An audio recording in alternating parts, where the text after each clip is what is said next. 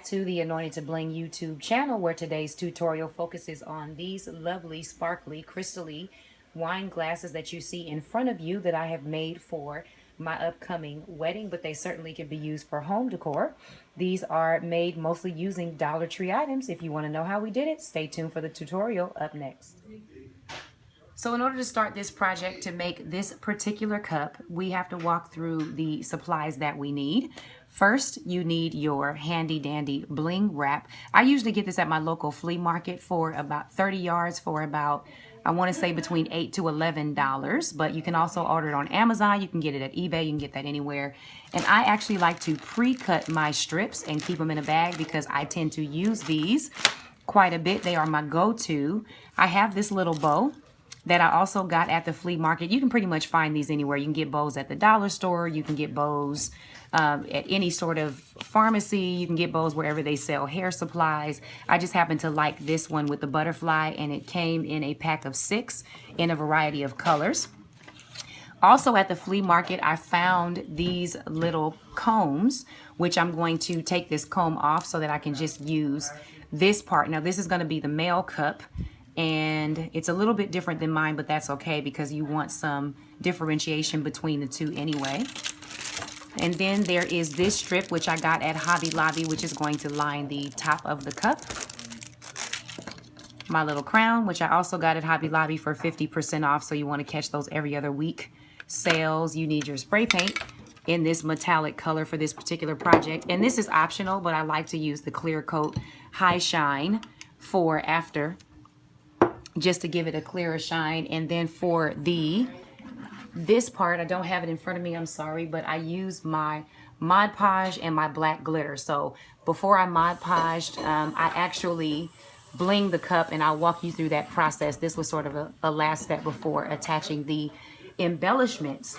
Here is the cup that I use. I originally was going to just sort of do a trial run to see what I thought about this, and when I finished the cup, I actually really liked it. So I'm just going to go ahead and use this plastic cup that I got from the Dollar Tree because nobody's going to know but us. And the first thing we're going to do is take our tape, and we're just going to tape off that section so that when we get ready to Mod Podge it, we have an even section around the glass. I'm going to tape, and I'll be right back.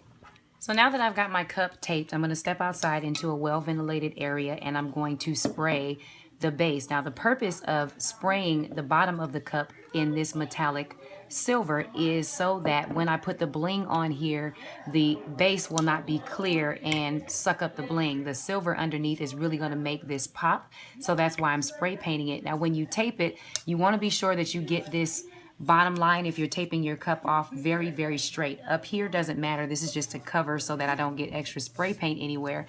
But this is really important because if you don't get that right, it's going to throw off your bling. You can also do it with rubber bands if you're good. Just tape is a better medium for me. So I'm going to step outside and spray paint this, and I'll be right back. So now that we finished spray painting the cup, we're going to bling it from the base to just this section here to leave this open for our Mod Podging later. I'm going to start by creating circles at the base, and then once I get here, I'll be able to actually twist the cup without so much gluing.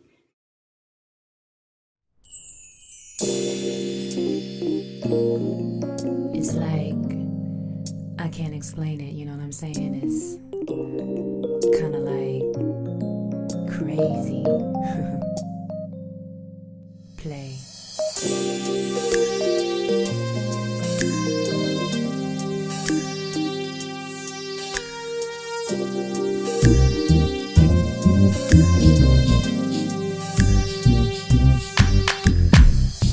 Crazy like the wind, crazy like the rain, crazy like the blade of grass growing up against the concrete.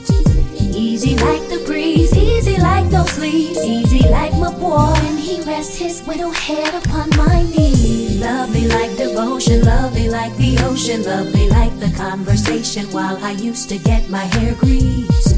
No words can define it, no I can't explain it, I just know it feels crazy, easy, lovely. Now that I've reached the base of the stem, it gets a little bit easier. You might not want to do circles like I did. I'm just picky because I want it to be as neat as possible. I'm just going to pull this around without using too much glue, and I'm going to pull it tightly all the way up the stem. until I get to the base of the stem. And then I'll continue blinging the rest of the cup.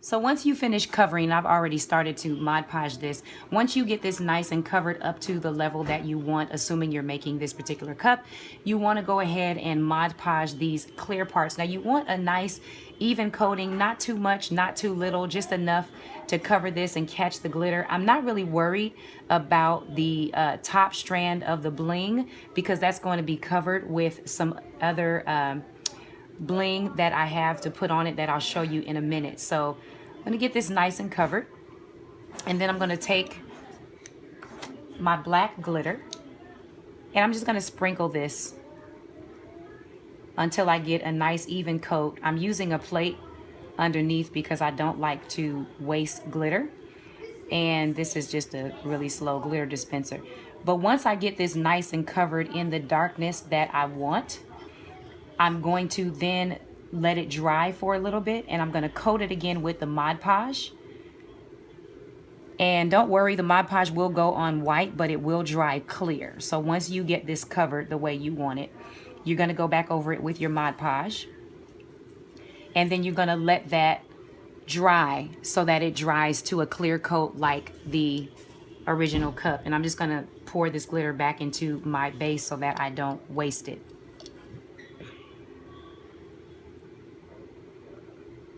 All right, so after a couple of hours, we have let this sit, and now it is finally dry, and we're ready to put the finishing touches, which are the embellishments, onto the glass to make it look like this one. Now, this is really just a matter of preference. Again, I found these at the flea market, and I love these little crowns, which is one of the key and central themes of our wedding.